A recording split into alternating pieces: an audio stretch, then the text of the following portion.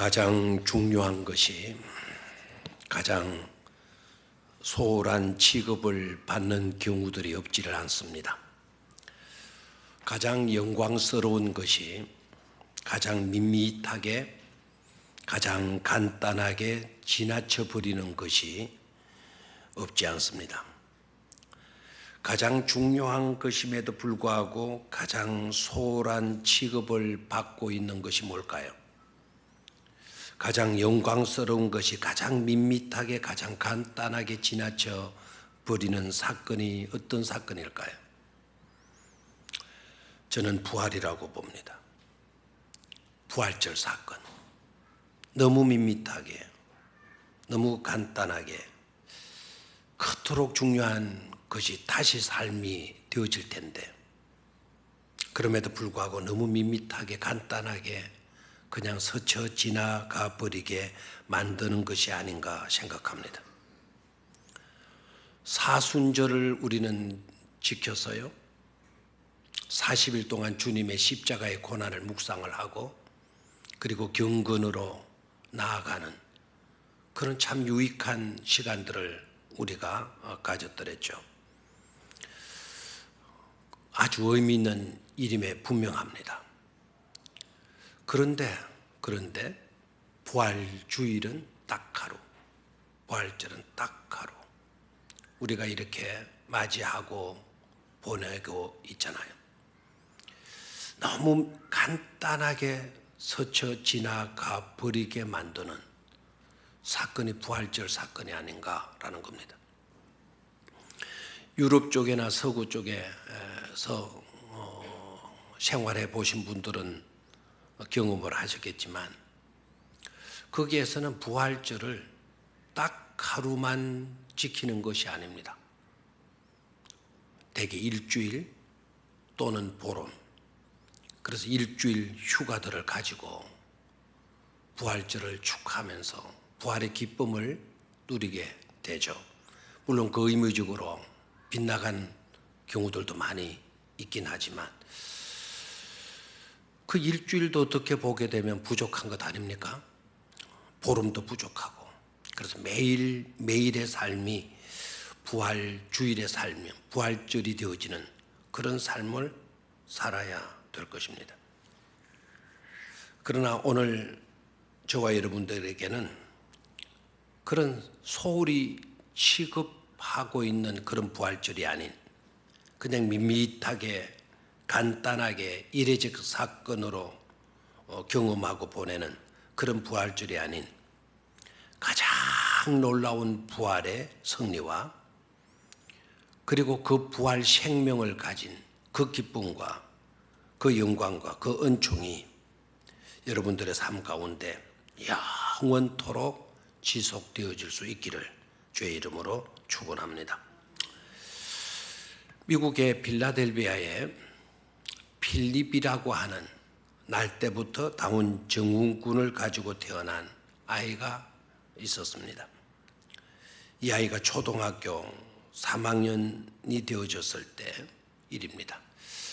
이 아이가 태어날 때부터 다운 증후군을 가지고 태어났지만 신실한 부모 밑에서 믿음으로 기도로 말씀으로 잘 양육되어지고 있었습니다. 그의 부모들은 독실한 크리스찬이었기 때문에 이 아이를 데리고 늘 교회 학교를 갔고 교회 학교 선생님도 교회 학교 반 아이들도 이 아이를 사랑으로 돌보기 위해서 노력들을 했습니다. 이 아이가 다니던 교회 학교의 학생은 3학년 초등부의 학생은 10명이었고 그리고 그 반을 이끌고 있는 교사는 아주 독실한 선생님으로 아이들을 잘 돌보고 있었어요. 그런데 이 필립 군이 다운 증후군을 가지고 있었기 때문에 아이들과 이 수준이 맞지를 않는 거예요. 그래서 늘 보게 되면 기름과 물과 같은 섞이지 못하는 그런 것을 보고 너무 안타까워한 겁니다. 그리고 필립 군 자신도 다른 친구들과 어울려 보려고 그렇게 노력을 해도 되지를 않는 것을 보게 됩니다. 너무 가슴 아픈 일이 아닐 수가 없어요. 한 번은 그 교회 학교 교사가 계란 모양의 스타킹 플라스틱 케이스, 빈 케이스를 10개를 준비해 가지고 와서는 아이들에게 나누어 주면서 이렇게 말을 합니다. 제가 어떻게 생긴 건가를 이제 좀 이해를 돕기 위해서 제가 뭐가 좀 필요한 게 없겠나. 제가 마트는 갈 수가 없고 그리고 스타킹 케이스 일일이 그걸 찾아보지도 못하고 해서 그냥 언뜻 떠오른 게 이거예요. 이게 뭐죠? 아이스 커피를 담는 컵이에요. 이거 이제 달걀 모양으로 생겼다 생각하고 이 속에는 스타킹을 긴 롱 스타킹을 팔 롱 스타킹 안에 감겨져 가지고 들어있다 생각하죠. 그래 이렇게 열고 이게 또 잘 안 열리네요. 이렇게 열고 닫을 수 있는 그런 빈 케이스, 그 쓰다 버린 그런 빈 케이스 10개를 성신님이 준비해 가지고 와서는 아이들에게 하나씩 나눠주고 이렇게 말합니다. 너희들 생명을 의미하는 것들을 이 안에 담아 가지고 오도록 해봐. 생명을 의미하는 것들을 이 안에 담아 가지고 오도록 해봐. 해서 이제 하나씩 나눠주고 아이들을 내보냈어요. 근데 아이들이 교회 구석구석을 다니면서 교회 마당을 끌고 뜰을 걸으면서 생명을 의미하는 것들을 이 속에 담아 가지고 나온 거예요. 다시 아이들이 모였고 10개의 그 플라스틱 케이스는 앞에 진열이 되어져 있었습니다. 성령님이 진열된 컵을 하나씩 들고는 뚜껑을 열고 뚜껑 속에서 들어있는 것을 내보이는 겁니다. 이 아이가 준비한 거는 이거다 그러면서 이는 꽃이죠. 꽃은 생명체이죠. 참 잘했습니다. 우리 박수합시다. 그리고 다음 아이에는 케이스 속에 나비를 잡아서 넣어놓은 거예요. 그래서 그 나비를 보여주면서 나비가 살았군요. 나비가 지금 움직이고 있죠. 생명체가 담겨 있네요. 그래서 또 박수를 치고 그런데 제일 마지막에 플라스틱 케이스는 이렇게 텅 비어 있는 겁니다. 벌써 성령님이 갸우뚱거리면서 이 케이스를 바라보는 순간 아이들은 까르르 웃음을 터뜨리고 조롱을 하고 조소를 하고 적은 보나마나 필립 걸 거야. 필립 것일 거야. 이렇게 놀리기를 시작합니다. 성령도 당황한 거죠. 그리고 성령도 우물증하고 있을 때 필립이가 앞으로 나오더니 엉거주춤 나오더니 성령님 옷을 끌어당기는 거예요. 그리고 성령님이 고개를 숙여주니까 성령님의 귀 속에다가 이렇게 말을 하는 거예요. 선생님, 이 통은 예수님의 빈 무덤이에요. 그 말을 한 거예요. 귓속말로. 그런데 그 말이 반 아이들에게 다 들려지게 된 거예요. 그 순간 그 반은 아주 찬물을 끼얹는 것처럼 아주 긴장하는 그런 시간이 되었고 성령님도 예수님의 빈 무덤이에요라고 하는 필립군의 이야기를 듣는 순간 가슴이 찡하게 되어진 겁니다. 그렇구나. 진정한 참 생명은 예수 그리스도시. 진정한 참 생명은 부활하신 주님이시지. 이것이 바로 빈 무덤이구나.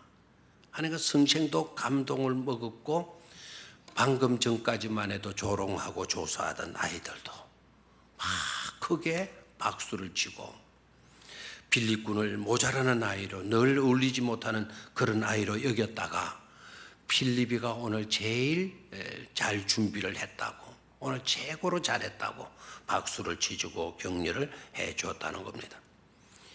1년 뒤에 이 필립군은 다른 건강한 아이들 같으면 병도 아닌 병을 앓게 되고 결국 아무것도 아닌 병에 걸려가지고 그걸 이기지 못하고 이 필립군은 죽고 맙니다. 그의 장례식이 진행이 되어졌을 때 수많은 성도들 그리고 학교의 아이들, 성신인들 이렇게 해서 설파하는데 꽃 대신에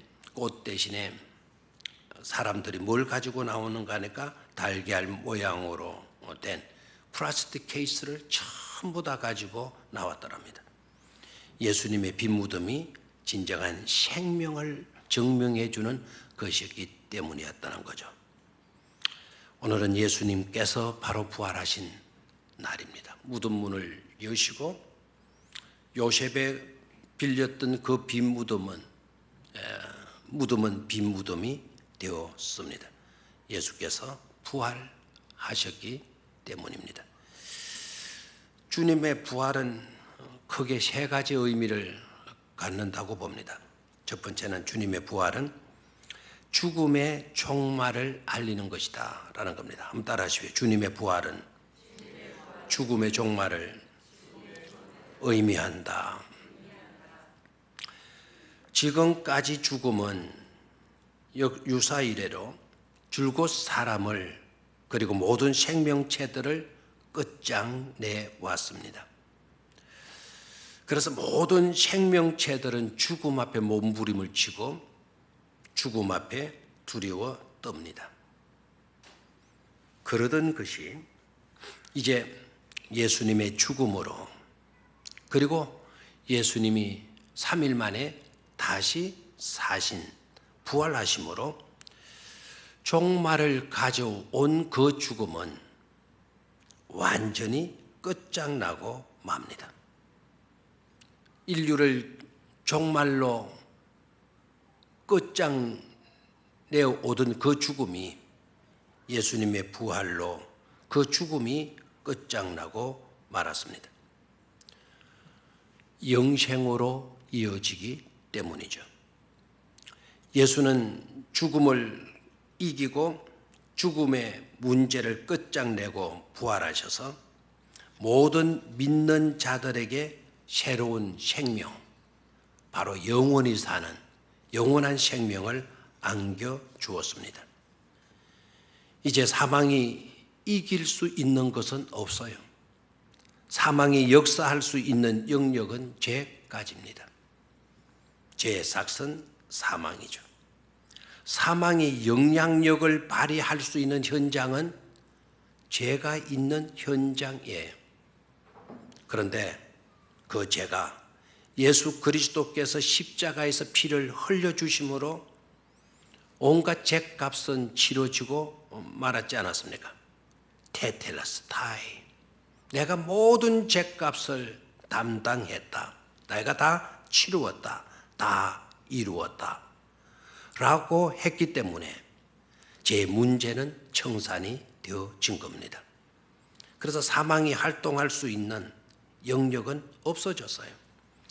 그래서 고린도전서 15장 55절 56절의 말씀을 보면 사도 바울이 이렇게 외치고 있죠. 사망아, 너의 이기는 것이 무엇이냐? 사망아, 너의 쏘는 것이 어디 있느냐? 사망이 쏘는 것은 죄요, 죄의 권능은 율법이라. 그러나 그리스도 예수로 말미암아 죽음을 이기게 하고 죽음을 승리케 하는 그분께 감사하도록 해라 라고 설교를 하죠. 여기에 사망이 쏘는 것은 죄요 라고 했을 때 사망이 쏘는 것의 다른 의미는 사망이 역사할 수 있는 곳을 말합니다. 사망이 쏘는 것, 즉 사망이 역사할 수 있는 곳은 죄요, 죄의 권능은 율법이다. 사망이 역사할 수 있는 곳인 그 죄의 문제를 우리 주님은 십자가에 달려서 다 해결해 주셨기 때문에 이제 사망이 이길 수 있는 영역은, 활동할 수 있는 영역은 없어지게 된 것이죠. 그래서 예수님의 부활을 목격하고 그 부활을 확실하게 믿은 사람들의 삶은 완전히 달라졌습니다. 문을 닫고 두려워서 벌벌 떨고만 있던 자들이 문을 박차고 뛰쳐나갑니다. 그리고 나가서는 주님의 부활을 외칩니다. 그리고 복음을 전하기 시작합니다. 이제 그렇게 하다가 붙잡혀서 죽는 것도 두렵지 않았습니다. 세상은 부활 생명을 확신하고 믿는 사람들을 도무지 감당할 수가 없게 되었습니다. 이제 세상이 오히려 부활 신앙을 가진 사람들에게 이끌림을 받게 되는 그런 역사가 이루어지게 된 것이죠. 그렇습니다. 예수님의 부활을 목격하고 부활 신앙을 가진 삶은 달라질 수밖에 없는 줄로 믿습니다. 염려 왜 합니까? 걱정 왜 합니까? 탄식 왜 합니까? 절망 왜 합니까? 그 모든 문제들은 이미 다 극복되어졌어요. 죽음의 문제까지도 해결되지 않았습니까? 주님은 부활하셨어요. 주님께서 부활하셨다라는 것은 주님의 부활로 끝나지 않지 않습니까? 주님을 믿는 자들도 주님과 함께 이렇게 부활되어진다라는 것을 주님의 부활이 우리에게 입증해 주고 있는 것 아니겠습니까? 그러니까 저와 여러분들은 이제는 별것도 아닌 것 가지고 염려하거나 탄식하거나 근심하거나 걱정하거나 절망하거나 두려워하거나 하지 말고 오히려 감사해야 될 줄로 믿습니다. 찬양해야 될 줄로 믿습니다. 소망 가운데 거할 수 있어야 될 줄로 믿습니다. 성경 말씀합니다. 나를 믿는 자는 죽어도 살겠고 살아서 나를 믿는 자는 영원히 죽지 아니하리라 말씀하셨습니다. 우리는 예수님으로 말미암아 승리를 주시는 하나님께 오로지 감사할 수 있어야 할 것입니다. 부활의 돈독한 산 믿음을 가져야 될 줄로 믿습니다. 그렇게 되면 우리의 삶은 완전히 복된 삶으로 의미를 달리하는 삶으로 살아드릴 수가 있는 줄 믿습니다. 두 번째 부활의 중요한 의미는 부활의 첫 열매다는 거예요. 부활의 첫 열매다. 주님의 부활은 첫 열매이다라는 거예요. 고린도전서 15장 20절 말씀을 보면 이렇게 기록이 되어져 있습니다. 그러나 이제 그리스도께서 죽은 자 가운데서 살아나사 잠자는 자들의 첫 열매가 되셨도다 그랬어요. 아멘. 안 나오네요. 자, 다시 한번 같이 읽도록 하겠습니다. 시작. 그러나 이제 그리스도께서 죽은 자 가운데서 다시 살아나사 잠자는 자들의 첫 열매가 되셨도다 그랬어요. 여기에서 다시 살아나사 죽은 자 가운데서 다시 살아나사 부활하셨다는 거죠. 부활하사 잠자는 자들의 뭐가 되었도다? 첫 열매가 되었도다 라고 말씀합니다. 이 메시지, 이 말씀의 의미가 바로 뭔가 하니까 첫 아담의 육체적인 후손, 즉 제2의 후손은 이제 종결이 되었다. 제2의 후손의 대를 이어오던 그 대는 이제 끊어지게 되었다. 그리고 두 번째 아담, 예수님의 후손, 즉 영적인 후손으로 새롭게 살게 되었다라는 것을 의미하는 말씀입니다. 한마디로 말하면 인생사의 물결의 방향이 달라졌다는 겁니다. 지금 이제부터는 아담으로부터 흘러내리는 그 물은 사망으로 치닫는 그와 같은 물줄기였잖아요. 사망으로 치닫던 인생사의 강줄기가 이제는 예수께서 부활하셔서 부활의 첫 열매가 되심으로 이제부터는 영원한 생명으로 치닫는 인생사의 강줄기가 되어졌다라고 하는 의미인 것입니다. 그게 바로 부활의 첫 열매가 가지는 의미예요. 그래서 부활이라고 하는 것은 뭐냐? 사망으로 치닫던 내 인생의 강줄기가 이제는 참 생명, 영원한 생명으로 치달을 수 있는 그런 사건이 바로 주님의 부활이다라는 것이죠. 그토록 중요한 것이 바로 부활입니다. 주님의 부활인 것입니다. 주님의 부활의 중요성은 주님의 부활이 있었기에 하나님의 말씀이 진정한 참 말씀이 되어지는 거죠.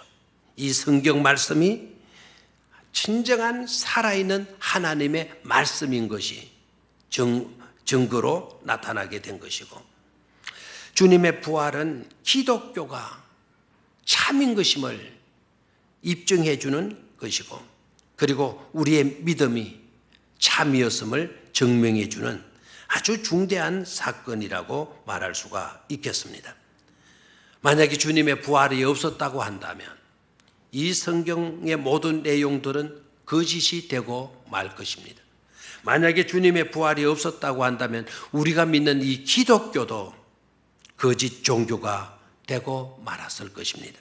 만약에 우리가 믿는 주님의 부활이 없었다고 한다면 우리의 믿음도 말짱 도루묵이 되고 말았을 것입니다.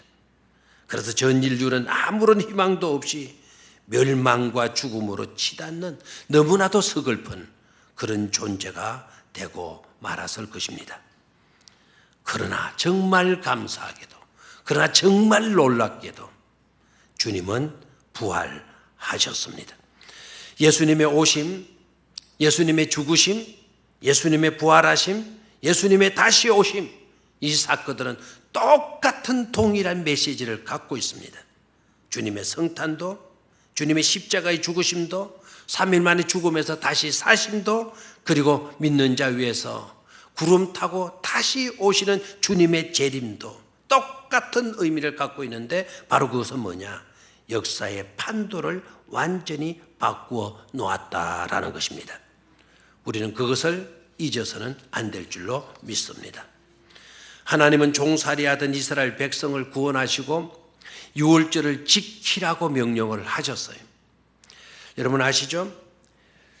이스라엘 백성들로 하여금 하나님은 양들을 잡아서 그 피로 이스라엘 백성들이 살고 있는 주거지의 문설주에다가 발라라고 이야기를 해요. 그래서 이스라엘 백성들 하나님의 명령에 순종해서 양을 잡아서 그 피로 문술주에 피치를 했습니다. 놀랍게도 그날 밤 죽음의 사신이 찾아왔고, 죽음의 신이 찾아와 가지고는 피가 발려 있는 집에는 그 죽음의 사신이 그냥 넘어가게 돼요. 그래서 유월했다, 패스오버했다. 그래서 넘어 지나가 버리게 되어진 것이죠. 양의 피가 발려지지 아니했던 집들은 통곡이 쏟아져 나옵니다. 막 절규합니다. 죽은 사람의 이름을 부르면서 막 살아나라고, 제발 좀 깨어나라고, 제발 좀 말 좀 하라고, 제발 좀 움직여보라고 합니다. 그러나 양의 피가 발려져 있는 집안에서는 평온했습니다. 평화로웠습니다. 우리 주님은 그것이 이례적인 사건이 되지 않도록 하라는 거예요. 그래서 유월절을 지키라고, 기억하고 또 그 사건을 두고두고 잊지 말고 지키고 가슴에 새기고 살라고 유월절을 지키라고 명령을 하셨습니다. 해마다 양을 잡아서 속죄의 피를 드려야 되는 것이었지만, 그러나 유월절은 예수님의 부활에 의해서 완성이 되어졌습니다. 주님의 부활로 인해서 사망 권세는 깨뜨려지고 사망은 정복이 되어지고 모든 부정적인 것은 끝장나 버리게 되어진 것입니다. 죄의 종살이하던 우리를 구원하시고 영생을 누릴 수 있게 해 주셨습니다. 예수님의 부활 때문에 우리는 성도가 되었고, 우리는 살아갈 영적 소망을 가진 복된 아브라함의 후손이 되어진 줄 믿습니다. 이제 이것을 깨닫고 이것을 확신하면서 부활 신앙으로 살아가는 것이 중요한 일이 아닐 수 없는 줄로 믿습니다. 마지막 세 번째, 부활과 교회의 탄생입니다. 중요한 부활의 또 하나의 의미는 부활과 교회의 탄생. 한번 따라 하시죠. 부활과 교회의 탄생이다. 부활은 사랑이 죽음을 이긴 사건에, 그리고 부활은 사랑이 죄를 이긴 사건에, 그리고 부활은 사랑이 사망 권세를 이기고 사탄을 이긴 사건에, 그리고 부활은 거짓과 불의와 미움을 이긴 사건에, 사랑이 조소와 조롱하던 자들을 부르끄럽게 만든 것이 바로 부활 사건에, 부활 사건은 하나님이 그토록 우리를 사랑하심에 산 증거가 되어지는 줄로 믿습니다. 부활의 진정한 의미가 뭐냐? 하나님의 사랑이 죽음을 정복한 것이고, 하나님의 사랑이 죄를 정복한 것이고, 하나님의 사랑이 사탄을 이긴 것이고, 하나님의 사랑이 거짓과 불의와 미움을 이긴 것이고, 조소와 조롱하던 자들을 부끄럽게 만든 사건이다라는 거예요. 그것은 뭘 의미합니까? 거짓이 해답이 아니라는 겁니다. 불의와 미움이 해답이 아니라는 겁니다. 조소와 조롱이 해답이 아니라는 겁니다. 원망과 비방이 해답이 될 수 없음이라는 것이죠. 오히려 주님을 믿고 따랐던 모든 믿음의 사람들의 헌신, 그리고 희생이 헛되지 않은 것을 보게 되면 진정한 부활은 우리에게 있어 판도를 달리해주는 중요한 사건이 아닐 수가 없는 줄로 믿습니다. 이제 저와 여러분들은 해답이 아닌 거짓으로 살아서는 안 될 줄로 믿습니다. 해답이 아닌 불의와 미움으로 살아서는 안 될 줄로 믿습니다. 해답이 될 수 없는 조소와 조롱으로 살아서는 안 될 줄로 믿습니다. 오로지 우리가 살아야 할 삶은 사랑을, 용서를, 그리고 부활의 신앙을 가지고 사는 삶밖에 없는 줄 믿습니다.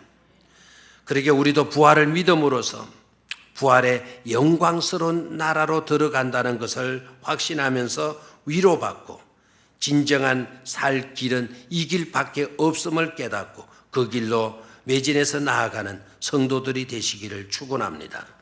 부활 신앙으로 서로 사랑하면서 서로 손을 잡아주고 함께 해주고 용서하며 감싸주는 그런 성도들이 되시기를 바랍니다.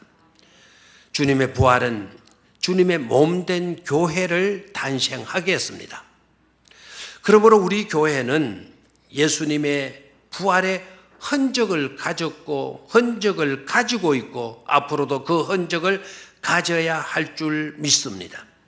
손과 발의 못자국, 옆구리에 난 창자국, 그것은 용서와 사랑을 위한 희생의 피 흘림의 흔적이었습니다.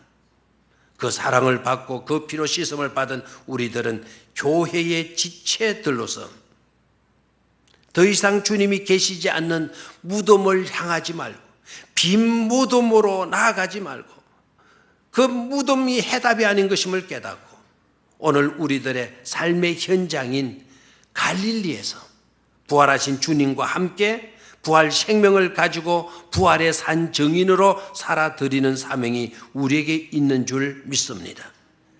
죽음을 향한 인생이 아니라 삶의 현장 속에 부활하신 주님이 바로 부활하셨기에 삶의 현장 속에 사시고 계신다라는 것을 깨닫고 삶의 현장에서 우리도 부활 신앙을 나타내 보이는 그런 성도들이 되셔야 될 줄로 믿습니다. 그것이 우리들에게 주어진 놀라운 특권이 아닐 수 없는 줄 믿습니다. 예수님은 부활하셨습니다. 우리도 그 안에서 다시 삽니다.